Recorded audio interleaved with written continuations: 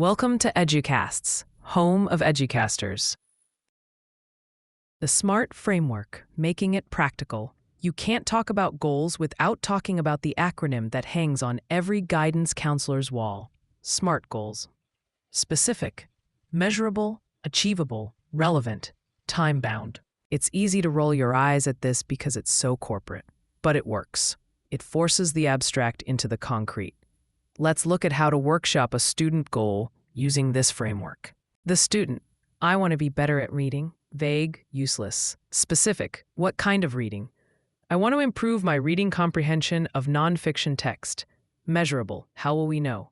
I want to score 80% or higher on the weekly achievement articles. Achievable, is this realistic? If they are currently scoring 20%, maybe 80% is too high. Let's aim for 50% first. Relevant, why does this matter? So I can pass the history final. Time-bound, when? By the end of the quarter. The new goal. For the rest of this quarter, I will score at least 50% on all weekly nonfiction articles so I can prepare for my history final. Now we have something. We have a target. We can track it. We can celebrate it. The strategy piece. The SMART goal is the destination, but goal-setting theory says we also need a map. So, once the goal is set, we ask the magic question. What are you going to do to make that happen? I will highlight the main idea in each paragraph. I will read the questions before I read the text. Now we have an action plan. The goal drives the strategy. The shadow side, when goals go wrong, we have to be honest. Goal setting isn't a silver bullet. If done poorly, it can actually be toxic. 1. Tunnel vision.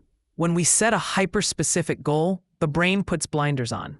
If a school sets a goal that 100% of students must pass the math state test, teachers might stop teaching science, art, and social studies to drill math all day. They achieve the goal, but they fail the education. Students do this too. If the goal is get an A, they might cheat. They might copy homework. They achieve the metric, but they bypass the learning. This is the Enron effect of education, cooking the books to hit the target. 2. Anxiety and burnout. If goals are consistently set too high, the panic zone, students burn out. They internalize the failure. I set a goal, I missed it, I suck. This is why goal calibration is so important. We need to teach students that if they miss a goal, the world doesn't end. We just adjust the goal. Okay, we aimed for 90, we got 70.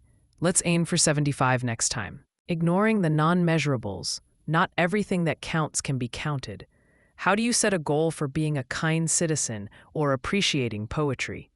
If we only value what we can measure on a spreadsheet, we lose the soul of the classroom. We have to be careful not to let goal-setting theory turn our students into data points. We need to balance quantitative goals, grades, fluency counts, with qualitative goals, participation, helping others. Implementation, where the rubber meets the road. So how do we actually do this on a Monday morning with 30 kids staring at us? 1. The data binder or digital dashboard. Every student should have a place where they track their own progress. It could be a simple folder with a graph in it. When a student gets a test back, they don't just shove it in their backpack. They take out their graph and color in the bar.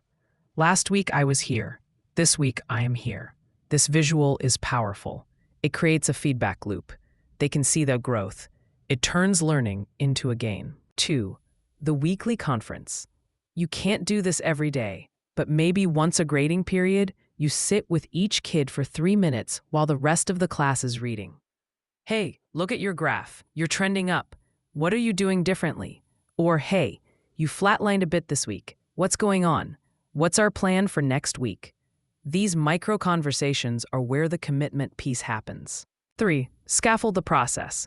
Elementary. The goals are short-term and simple. I will read 2 books this week. The reward is immediate. A sticker, a high five. Middle school. The goals get longer. I will turn in all my homework this month.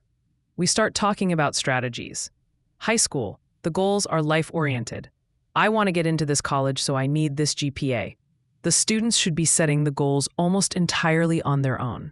4. Goal visibility. Write the class goals on the board. Class goal, 100% homework submission. When the class hits it, celebrate. Collective efficacy, the belief that we can do this together, is a massive motivator. Goal setting for teachers, the meta layer. We can't talk about this without looking in the mirror. Teachers are notorious for having terrible goal-setting habits for themselves. We tend to have vague, massive goals. I want to save every kid.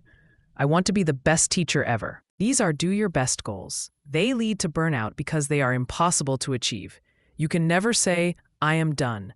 I saved everyone. Teachers need to apply Locke and Latham to their own careers. Bad goal. I'm going to catch up on grading. Smart goal. I'm going to grade the third period essays between 4 and 5 p.m. on Tuesday. Bad goal. I want better classroom management. Smart goal. I want to reduce the number of callouts in second period by 50% by using a token economy system for 2 weeks. When teachers set realistic, challenging, specific goals for their own practice, they model that behavior for their students. They also protect their own mental health. They give themselves permission to define success in a way that is actually achievable. The cultural context. We also need to recognize that goal-setting theory is heavily rooted in Western, individualistic psychology. It assumes that the individual wants to achieve, stand out, and control their destiny. In some of our classrooms, we have students from collectivist cultures where the goal is harmony, contributing to the group, or not standing out. For these students, an individual performance goal, I want to be the top of the class, might feel uncomfortable or arrogant. We might need to frame goals differently. Instead of beat your high score, maybe it's let's help the table group reach this target. The mechanism of the theory, specificity, challenge, still works, but the framing needs to adapt to the values of the student.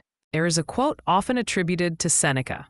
If one does not know to which port one is sailing, no wind is favorable. Our classrooms are full of students drifting. They are doing the work because we tell them to. They are sitting in the seats because the law requires it. They are passive. Goal-setting theory offers us a way to hand them the rudder. When a student sets a goal, they are declaring, I want to go there. Suddenly, the homework isn't a chore, it's the wind. The test isn't a punishment, it's a compass check. By moving away from the soft comfort of do your best and embracing the rigorous structure of specific, challenging goals, we teach students the most valuable lesson of all, agency. We teach them that they are not victims of their circumstances or their intelligence. We teach them that achievement is not magic. It is a process.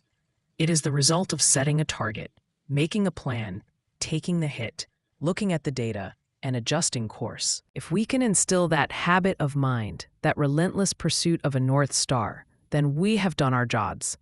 The grades will fade. The specific facts about the War of 1812 will probably be forgotten. But the ability to look at a distant horizon, pick a point, and navigate the choppy waters to get there, that stays. That is the skill that builds a life.